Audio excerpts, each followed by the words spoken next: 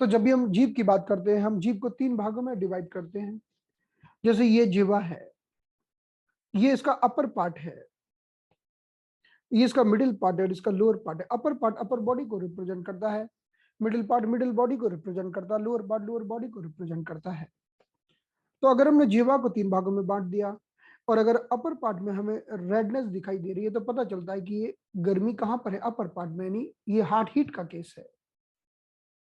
इस तरह से हमें अपर पार्ट से पता चलता है कि अपर बॉडी में क्या घट रहा है, लंग्स में प्रॉब्लम है, हार्ट में प्रॉब्लम है, मिडिल पार्ट यानी स्प्लीन स्टमक में प्रॉब्लम है, और लोअर पार्ट यानी हमारी इंटेस्टाइन में या लोअर पार्ट में प्रॉब्लम है।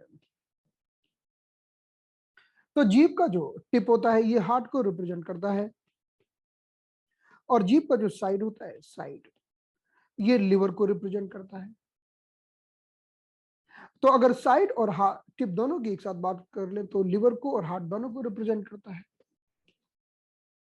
जैसे कि इस इमेज में आप देख सकते हैं कि जब हम सेंट्रल की बात करते हैं तो सेंट्रल यानी स्टमक हो गया।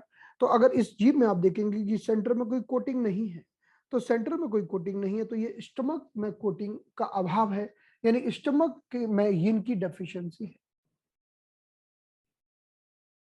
अगर आप दूसरी इमेज को देखते हैं तो दूसरी इमेज में हमने साइड में देखा है थोड़ी स्वेलिंग है, सूजन है। तो बीच का एरिया स्टमक को रिप्रेजेंट करता है, साइड का एरिया स्प्लीन को रिप्रेजेंट करता है। तो ये साइड का एरिया बताता है कि स्प्लीन की क्या कंडीशन है, यानी मिडिल पार्ट स्टमक और स्प्लीन के बारे में रिप्रेजेंट करता है। और अगर हम जो टिप ऑफ द टंग की बात करते हैं, ये अपर बॉडी यानी लंग्स, लंग्स एकदम अपर 1/3 पार्ट में आता है और टिप पर हार्ट रहता है। तो जब हम लिवर की बात करते हैं तो लिवर का एरिया पूरा लॉन्ग चैन में होता है, एक पतली और लॉन्ग चैन में लिवर का एरिया होता है। लेकिन अगर हम सिर्फ थोड़ी सी मिडिल पार्ट की बात करें तो ये एरिया स्प्लीन का है, ये स्प्लीन का एरिया, ये स्प्लीन का है। तो स्प्लीन का एरिया थोड़ी से एरिया में, तो थोड़ी चैन में होता है।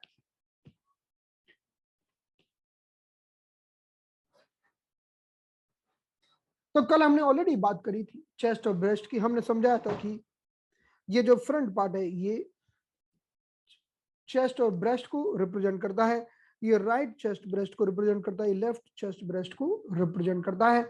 यहाँ पर अगर कोई दांतों के निशान बने हो, टीथ मार्क्स बने हो, तो उससे पता चलता है कि ब्रेस्ट में ऊर्जा की कमी है, ऊर्जा की कमी से उसमें कुछ लंप बन सकते हैं।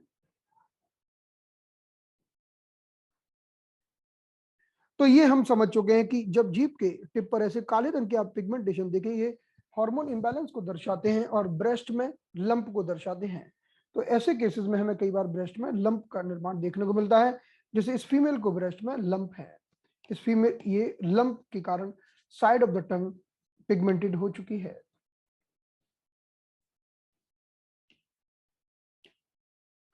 तो इस इमेज में भी आप देख सकते हैं ये पिगमेंटेशन, ये हार्मोन इंबैलेंस को दर्शाता है। ये साइड में जो पिगमेंटेशन होती है हार्मोन इंबैलेंस को दर्शाते हैं। तो या तो हार्मोन इंबैलेंस होगा या ब्रेस्ट ब्रेस्ट में लंप होगा। अब इस फीमेल, ये 17 साल की उम्र है और इनको भी ब्रेस्ट में लंप है। आप इस इमेज में देख सकते हैं कि यहाँ पर एक पिगमेंटेशन बना हुआ है, ये ब्रेस्ट एरिया में बना है, तो लंप है इनको। और भी आप देख सकते हैं तो कई जगह थोड़ी थोड़ी थोड़ी ब्लैक स्पॉट्स हैं, लेकिन ब्रेस्ट एरिया में तो लंप है, इस फीमेल को ब्रेस्ट में लंप है। यहाँ भी देखेंगे अगर टिप ऑफ द हार्ट की हम बात, टिप ऑफ द टंग की बात करें तो हार्ट एरिया पिगमेंटेड है, तो थोड़ा सा हार्ट में, चेस्ट में कंजेशन बताता है। अब अगर आप इस इमेज को देखें तो आप पाएंगे कि tip of the tongue red है, तो ये बताता है कि व्यक्ति रेस्टलेस है, इसके हार्ट में हीट बढ़ी हुई है, इमोशंस के कारण इसके हार्ट में काफी गर्मी बढ़ी हुई है। आप देख सकते हैं कि tip of the tongue red है। अगर इस इमेज को हम देखते हैं तो साइड ऑफ द टंग पूरी लॉन्ग रिज में ये पूरे लिवर को दर्शाती है। अगर ये लाल है तो गर्मी बढ़ी हुई, और पर्पल है, पर्पल कलर की, थोड़ी डार्क कलर की है, तो यानी ब्लड स्टेसिस है। ब्लड स्टेसिस का मतलब है कि ऊर्जा का बहाव ठीक से नहीं हो रहा है, और जब ब्लड स्टेसिस होती है तो गांठों का निर्माण होता है।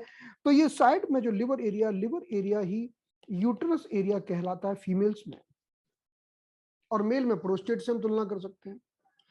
तो जब हम लिवर एरिया को देखते हैं और इसमें कुछ भी गड़बड़ हो तो हम यूट्रस के बारे में समझते हैं। लिवर एरिया बिना ब्लड का यानी पेल है, निर्जीव जैसा लग रहा है, तो यानी लिवर में ब्लड की कमी है, यूट्रस में भी ब्लड की कमी है। अगर लाल है तो लिवर में हीट है, यूट्रस में भी हीट है। और पर्पल है यानी लिवर में ब्लड स्टेसिस है, यूट्रस में भी ब्लड स्टेसिस है, इनसे हमें इन चीजों का पता चलता है। तो अगर हम देख सकते हैं इस टंग में, आप देखेंगे ये पिगमेंटेड स्पॉट्स है, ये पिगमेंटेड स्पॉट्स हैं। इस तरह से ये जो पिगमेंटेड स्पॉट्स हैं ये बताते हैं लिवर स्टेसिस के बारे में। ओके, और यूट्रस, इस जीभ को भी आप देख सकते हैं, अगर इसको गहराई से देखेंगे तो टिप ऑफ द टंग में आपको ये डार्क कलर का स्पॉट दिखाई देगा, जो बताता है कि पाल्पिटेशन की प्रॉब्लम है। और अगर आप साइड ऑफ द टंग देखेंगे तो यहाँ भी ये पर्पल कलर की टंग दिखाई देती है। जो पर्पल कलर की टंग होती है, तो पर्पल टंग भी ये बताती है कि यूट्रस में ऊर्जा का बहाव अटका हुआ है, यानी ब्लड स्टेसिस है, क्योंकि side of the tongue uterus को रिप्रेजेंट करती है।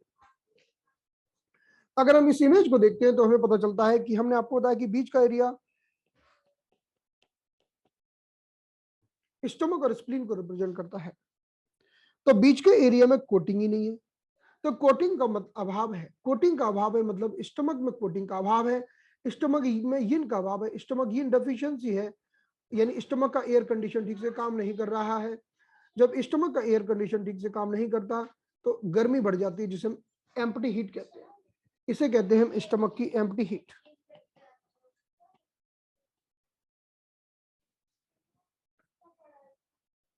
और अगर हम इस टंग को देखें तो इस टंग में आप देख सकते हैं कि बीच का पार्ट स्वलन है, बीच का पार्ट स्वलन है, ये स्प्लीन की सूजन बताता है। तो सेंट्रल एरिया स्टमक और साइड का एरिया स्प्लीन के बारे में रिप्रेजेंट करता है। अगर हम इस, तो यहाँ पर जो भी हो, यहाँ पर लाल रंग के दाने हो तो स्प्लीन में गर्मी बढ़ी है, सूजन हो तो स्प्लीन में सूजन है।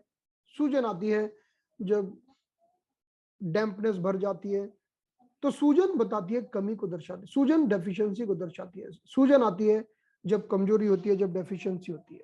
तो बीच का एरिया स्प्लीन और स्टमक को रिप्रेजेंट करता है। बीच के एरिया में लाल रंग हो तो गर्मी है, सूजन हो तो वीकनेस है। इस तरह से हमें पता चलता है। यहां पर आप सूजन देख सकते हैं, ये डेफिशिएंसी है, कमजोरी है। तो बीच में आप देख सकते हैं ये एरिया कोटिंग नहीं है, यानी कोटिंग के अभाव में, यानी एयर कंडीशन काम नहीं कर रहा है, ये ठीक से काम नहीं कर रहा है, तो गर्मी बढ़ी हुई है।